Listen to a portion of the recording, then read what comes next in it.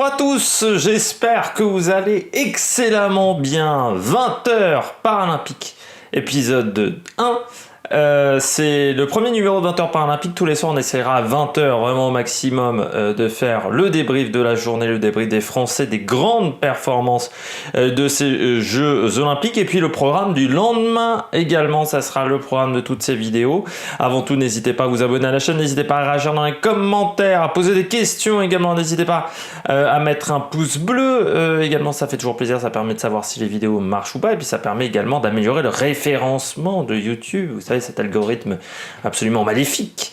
Et puis n'hésitez pas également à partager la vidéo si vous pensez qu'elle peut intéresser votre entourage. 20h paralympique épisode 1. Et bon, on va bien entendu revenir sur cette cérémonie d'ouverture qui a été vraiment très réussi, je trouve, de la part de l'organisation. Vraiment, j'ai bien aimé cette cérémonie d'ouverture. Elle se décomposait en plusieurs parties. Bien entendu, il y avait l'arrivée des sportifs, des handisportifs, de sportifs même. Pourquoi dire handisportif sur le terrain. Donc ça, c'était vraiment la première partie. Il y avait un premier tableau qui n'était pas le plus réussi, et je pourrais vous dire, à ce moment-là, j'ai eu peur parce que je me suis dit, oh là là, le syndrome de la cérémonie d'ouverture des Jeux Olympiques de Tokyo va encore frapper. Et puis au fur et à mesure de la cérémonie, à partir du moment où il y a eu le petit avion. Alors, il y a eu un fil conducteur dans cette cérémonie, ça a été l'aviation.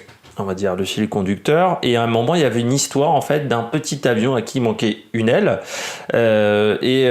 qui avançait au fur et à mesure des tableaux, et je trouve que c'était une super idée, l'idée de ce petit avion qui passait d'un tableau à l'autre, et ce qui permettait d'avoir un fil conducteur à cette cérémonie, avec les sportifs qui arrivaient à l'embarcation de ces Jeux paralympiques. Ça, c'était toute l'arrivée des sportifs. Moi, je trouvais que c'était vraiment très très bien réussi. On a eu notamment également le compositeur de la musique de Kill Bill qui était présent et qui a fait la musique d'une grande partie de cette cérémonie et de ces tableaux. Donc c'était vraiment très très bien réussi, et c'est là où je me suis dit, mais pourquoi ils n'ont pas réussi à faire la même chose pour les Jeux Olympiques? Pourquoi les deux cérémonies de ces Jeux Olympiques ont été ratées? Parce que pour moi, la cérémonie d'ouverture était complètement ratée, et la cérémonie de clôture, c'était bof, c'était assez moyen, il faut le dire. Là, la cérémonie, pour moi, il n'y a pas de fausse note dans cette cérémonie. Le coup des drapeaux qui se mélangent, c'est très bien aussi, avec toutes les couleurs. Le We Are 15, qui là est une chose qui a été lancée par l'IPC, donc le Comité international paralympique, donc qui a décidé de lancer cette opération.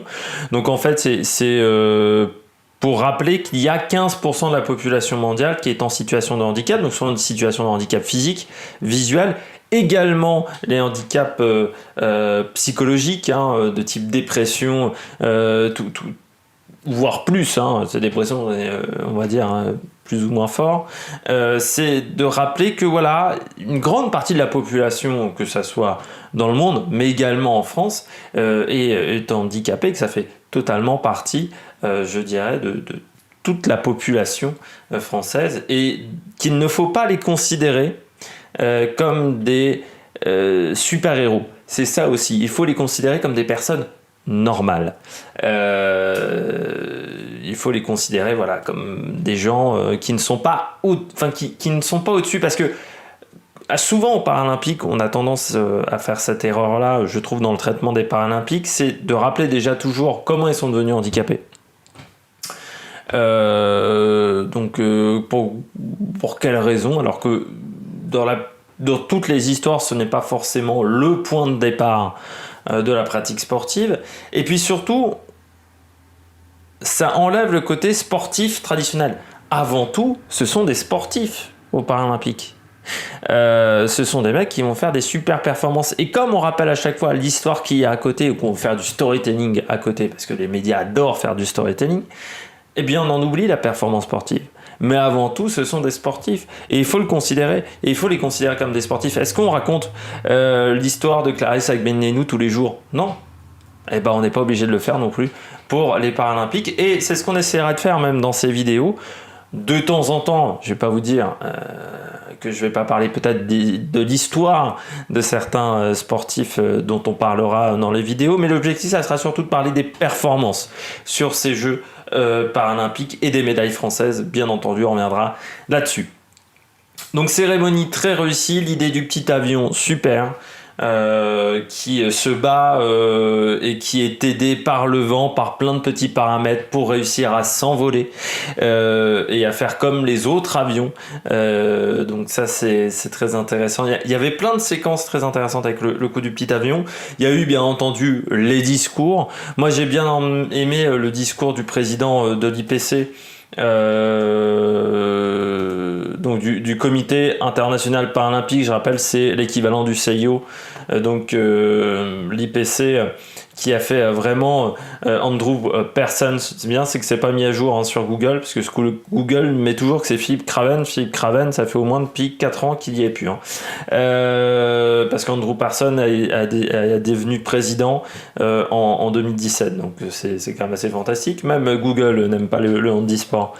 Moi j'ai bien aimé le discours d'Andrew Persson, qui était beaucoup moins consensuel, on va dire, que le discours qu'on a du côté du CIO habituellement, un peu dépensif dans tous les sens. Et on a eu un vrai discours avec beaucoup de choses intéressantes, avec une cérémonie où il y avait beaucoup d'émotions également. Moi j'ai vraiment apprécié cette cérémonie, et puis de la bonne musique. J'avais peur qu'on ait de la J-pop, on en a toujours pas eu au final de la J-pop.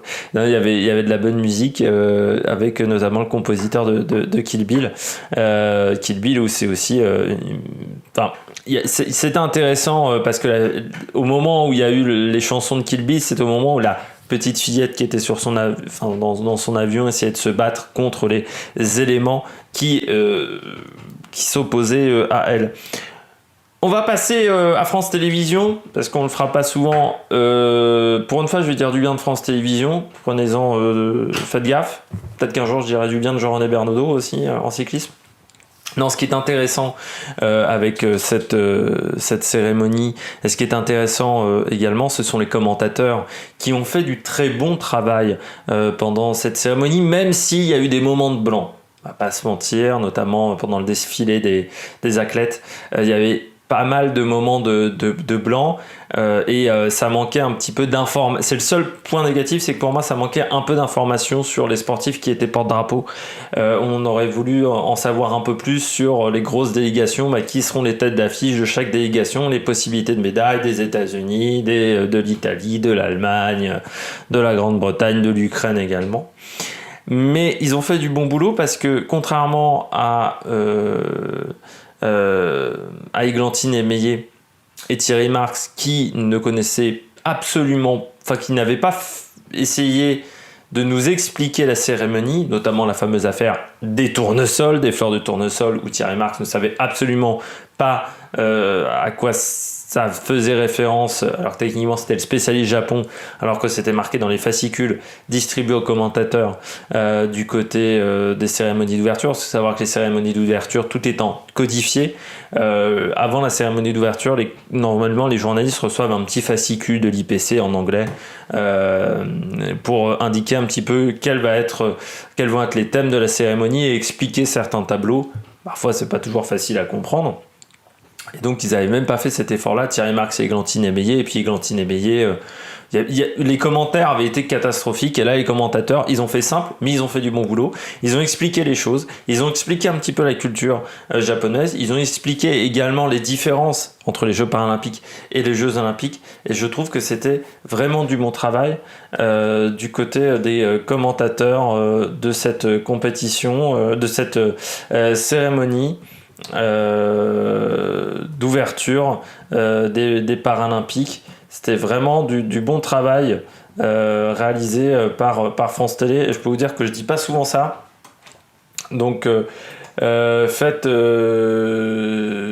gaffe, ça va pas arriver souvent. Et il n'y avait pas Alexandre Boyon non plus. J'étais assez surpris même de ne pas voir Alexandre Boyon.